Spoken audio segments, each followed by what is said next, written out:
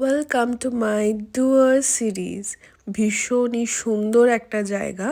কম বেশি সবাই এই ডুয়ার্স ওয়ার্ডটা কিন্তু শুনেইছো, যেখানে পাহাড়, পর্বত, চা বাগান, প্রচুর ঝর্ণা, এরকম সুন্দর সুন্দর মূর্তি, নদী, সাদা স্বচ্ছ জল, যেখানে জলটা সমানে বয়ে যাচ্ছে।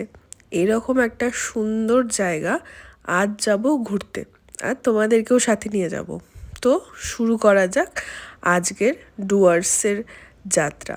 তো সকালে ঘুম থেকে উঠলাম, ঘুম থেকে উঠে ব্যাগপত্র প্রায় প্রায় রেডি হয়ে আছে, ঘরটাকেও টুকটাক গুছিয়ে নিয়েছি।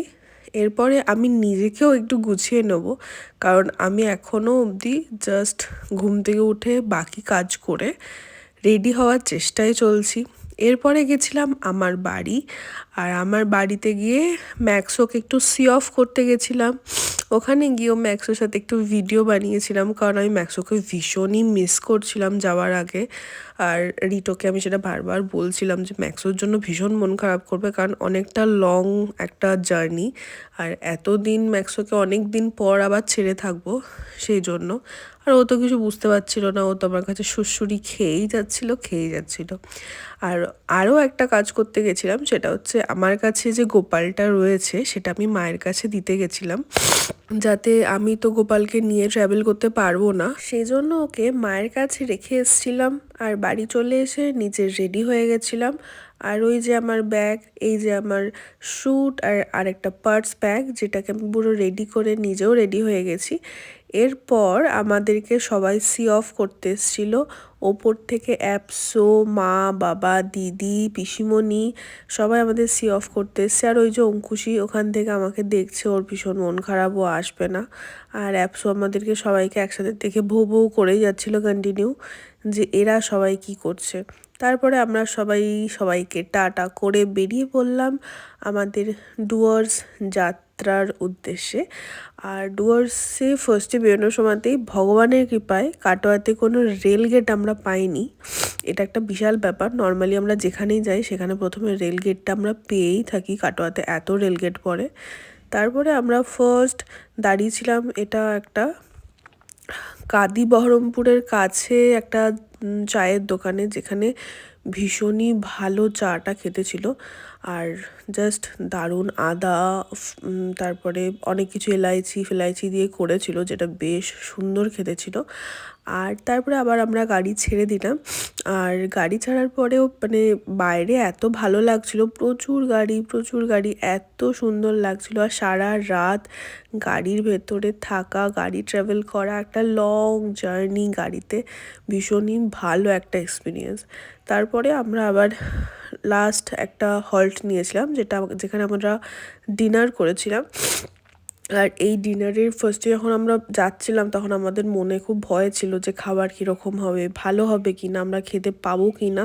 তো যারা ফারাক্কার এই জায়গাটাতে গেছো কখনো, হোটেল পূর্বাশা ভীষণই ভালো খাবার ছিল। ফার্স্টে তো আমরা ঢুকে দেখছিলাম যে কোনো কাস্টমার সেরকমভাবে ছিল না হোটেলে, তো আমরা ওটা নিয়েও চাপ খাচ্ছিলাম যে কাস্টমার নেই, একদম ফাঁকা, ভালো হবে কি না।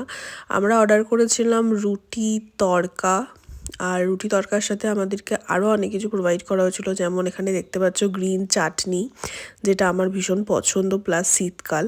আর একটা সবজি দিয়েছিল, সেই সবজিটাও বেশ ভালো খেতে ছিল। আর এখানে আমরা ওয়াশরুমে গেছিলাম, আর ওয়াশরুমটা ছিল রান্নাঘরের একদম সাইড দিয়ে। আর দেখলাম যে যথেষ্ট পরিষ্কার পরিচ্ছন্ন। যারা ফারাক্কা ওই দিকটাতে যাবে তারা অবশ্যই হোটেল পূর্বাশা মানে খাবার একবার পারলেই ট্রাই করো, কারণ এটা একদম অন রোডে, আর ভীষণই ভালো খেতে। তারপরে আমরা সবাই একটু মিষ্টি মিষ্টি খেলাম। আর আমাদের তো রাতে রুটি খাওয়ার পর একটু মিষ্টি লাগে। আর লোকেশনটা তোমাদেরকে আরেকবার ভালো করে বুঝিয়ে দিচ্ছি, একদম অন রোডে হোটেল পূর্বাশা। আর এখানে হোটেল পূর্বাশার যে নাম্বারটা রয়েছে সেটাও এখানে লেখা আছে বোর্ডে, তোমরা দেখে নিতে পারো। আর এই যে সামনে একটা হোটেলই আছে, নামটা বোঝা যাচ্ছে না এই মুহূর্তে, আর আমারও খেয়াল নেই। আর হোটেল পূর্বাশার পাশে আরও অনেক কটা হোটেল রয়েছে, যেমন এইদিকে হোটেল অভিযাত্রী, শিব এরকম টাইপের প্রচুর পাশাপাশি হোটেল রয়েছে। আর আমরা তো ফার্স্টে যখন দাঁড়াচ্ছিলাম একটু টেন্সই ছিলাম, বাট যখন বেরোলাম তখন হাসি মুখ নিয়ে বেরোলাম যে না, আমাদের রাতের ডিনারটা আজকে খুব ভালো হয়েছে।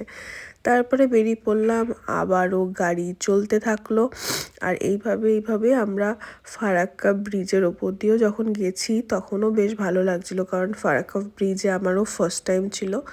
আর তাই জন্য আমি ভালো করে দেখছিলাম যে কীরকম লাগে। আর ফার্স্টে তো আমরা যখন কাটোয়া থেকে বেরোলাম তখন আমরা মিডিলের সিটে ছিলাম, তারপরে আমি আর রিটো পেছনের সিটে চলে এসেছিলাম। আর এই যে আমাদের ফারাক্কা ব্রিজ, অনেক বড় আর অনেক জ্যামও ছিল এখানে, প্রচুর টাইম লেগে গেছিলো আমাদেরকে, কারণ প্রচুর জ্যাম ছিল, প্রচুর জ্যাম ছিল। তারপরে আমরা ব্রিজটা ক্রস করার পর আমি আর রিটো প্রায় ঘুমিয়ে গেছি, তখন আর সব ভিডিও নেওয়া হয়নি। আর একটা জিনিসও ভালো লাগছিল, সেটা হচ্ছে আমরা এখন ব্রিজে ছিলাম, পাশ দিয়ে প্রচুর মালগাড়ি পাস হচ্ছিল। আর একটা আওয়াজ হচ্ছিল ঝনঝন করে, মনে হচ্ছিল ব্রিজটা উপর দিয়ে মালগাড়িটা চলে যাচ্ছে, বাট না, এটা পুরোপুরি সাইডে একটা আলাদাই ট্রেনের জন্য একটা ব্রিজ আছে। আর এই দিক দিয়ে দুদিক দিয়ে গাড়ি, মাঝখানে আমরা, আর আরেক দিকে ট্রেন, একটা দারুণ ব্যাপার।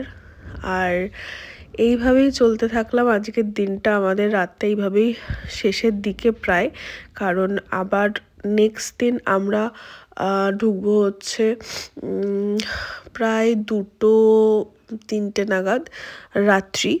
আর আমরা ফার্স্ট নাইট স্টে করছি হচ্ছে লাটাগুড়িতে আমরা যে হোটেলটাতে আছি সেই হোটেলটার ডিটেলস আর কিভাবে আমরা বুকিং করেছি সেগুলো আমি আমার এক একটা সিরিজে একটু একটু করে বলতে থাকবো।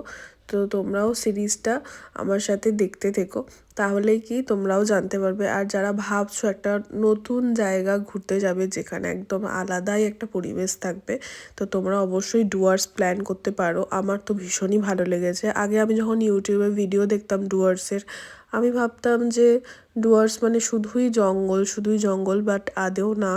ডুয়ার্স জঙ্গল, পাহাড়, নদী, ঝর্ণা সব মিশিয়ে বেশ একটা অন্যরকম একটা ব্যাপার। আর ডুয়ার্সে আমার ভীষণ ভালো লেগেছে। আর আমরা ফুল ফ্যামিলির গেছিলাম আমার বিয়ের পর আমার নতুন পরিবারের সাথে, তো খুবই ভালো একটা এক্সপিরিয়েন্স, আমার তো ভীষণ ভালো লেগেছে। এরপর আমরা প্রায় রাস্তাগুলো দেখছিলাম, কারণ রাস্তাগুলো ভীষণই সুন্দর করে সাজানো লাইট দিয়ে। তোমরাও আমার সাথে দেখো, প্রত্যেকটা ল্যাম্পে এত সুন্দর করে আমাদের ফ্ল্যাগের কালারটা দেওয়া আছে, যেটা দেখেই চোখটা ভরে যাচ্ছে। আর নিজের ফ্ল্যাগের প্রতি প্রত্যেকটা মানুষেরই একটা আলাদাভাবে ভালোবাসা তো রয়েছে। তারপরে আমরা প্রায় অনেকটা যাত্রা করে একটা চায়ের দোকানে দাঁড়ালাম এখানে চা খেতে। তো চাটা মোটামুটি ছিল, খুব একটা ভালো বলবো না, বাট শীতকালে ঠান্ডার সময় এই চাটাও বিশাল একটা ব্যাপার। পাপাই টি স্টল ছিল নাম। তারপরে আমরা আবারও গাড়ি ছেড়ে দিলাম, চা খেয়ে বেরিয়ে পড়লাম। আর এখানে যখন আমরা লাটাগুড়ি ঢুকছি বা লাটাগুড়ির কাছাকাছি, তখন দুধারে জঙ্গল স্টার্ট হলো। রাতে সেরকমভাবে কিছু বুঝতে পারিনি, তারপরে দেখছি দুধারে বিশাল বড় বড় জঙ্গল রয়েছে। সকালে যখন এই রাস্তা দিয়ে আবার ফিরছিলাম তখন দেখলাম। আর লাটাগুড়িতে সেরকমভাবে ঠান্ডা আমি বলবো না খুব একটা আছে, কারণ কাটোয়াতে যেরকম ঠান্ডা ছিল লাটাগুড়িতেও সেম সেরকমই ঠান্ডা। তারপরে আমরা পৌঁছে গেলাম আমাদের রিসর্টে, যেটা অলরেডি আমাদের অনেক আগে থেকে বুকিং করা ছিল। আর রিসর্টটাও বেশ সুন্দর সাজানো গোছানো, এটা কটেজ টাইপের আমাদের রিসর্টটা। আর এটা ছিল আমাদের রুম, যেটাও বেশ সুন্দর ছিল। শুধু রুমে একটা হ্যাঙ্গারের দরকার ছিল আর একটা আয়নার দরকার ছিল, সেটা হলে ব্যাপারটা পুরো ফুলফিল হয়ে যেত। আমার তো বাকি খুব ভালো লেগেছে, এখানকার বিহেভিয়ার ভীষণই ভালো আর লোকজনও ভীষণ ভালো। তো এই পার্টটা এইটুকুই, নেক্সট পার্ট খুব তাড়াতাড়ি আসবে, তো ভিডিওটার জন্য অবশ্যই অপেক্ষা করে থাকবে। এটা হচ্ছে আমার ফার্স্ট সিরিজ ডুয়ার্সের, আর আশা করছি এই পার্টটা তোমাদের ভালো লাগবে। বাট এটা যেহেতু ফার্স্ট পার্ট সেরকম দেখার কিছু নেই, হয়তো নেক্সট পার্টটা এর থেকে বেশি ভালো হবে, কারণ এটা তো পুরোপুরি জার্নি ডিটেলসটাই আমি তোমাদের সাথে শেয়ার করেছি, যে আমরা কোথায় খেয়েছি না করেছি। তো হোপফুলি ভিডিওটা তোমাদের ভালো লাগবে। আর আমরা যে হোটেলটাতে আছি সেই হোটেলটাতে ডিটেলস আমি এর নেক্সট পরের ভিডিওটাতে দিয়ে দেবো। Thank you.